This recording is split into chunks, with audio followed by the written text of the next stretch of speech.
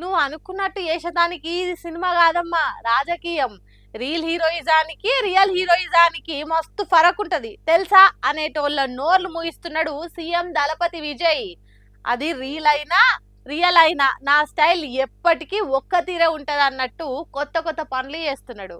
ఆడోళ్లకు చిన్న పిల్లలకి ఏమైనా నేను ఊకోను అని సినిమాలలో హీరోలు డైలాగులు చెప్తారు, పానాలు తెగించి ఫైటింగ్లు చేస్తారు. కానీ విజయ్ సీఎం కుర్చీ ఎక్కినాక మాట్లాడుకోవడాలు లేవు, డైలాగులు లేవు, ఫైటింగ్లు అంతకంటే లేవు అన్నట్టు గట్టి గట్టి నిర్ణయాలు తీసుకుంటున్నాడు.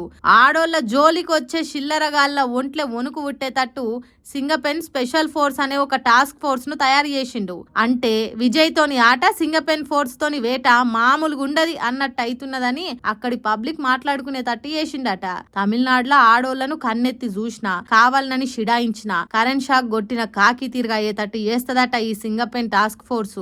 సినిమాల సీన్లు ఒకదాని తర్వాత ఇంకోటి టకా టకా పడ్డట్టు ఆపద కాలంలో అతివేగంగా టాస్క్ ఫోర్స్ పోలీసులు వచ్చేటట్టు తయారు చేసిండట. ఇందుకోసం 354 కోట్లు ఖర్చు చేసి కండ్లు మూసి తెరిచే లోపల కండ్ల ముంగట ఉండేటట్టు స్పీడ్ ఉండే వాహనాలు కొన్నారు. వాటిని సీఎం విజయ్ స్వయంగా నడిపి షురువు చేసిండు. మొత్తం ఆడోళ్లతోనే ఉండే ఈ టాస్క్ ఫోర్స్ చాకులు నాన్ చాకుల కంటే యాక్టివ్గా ఉంటారట.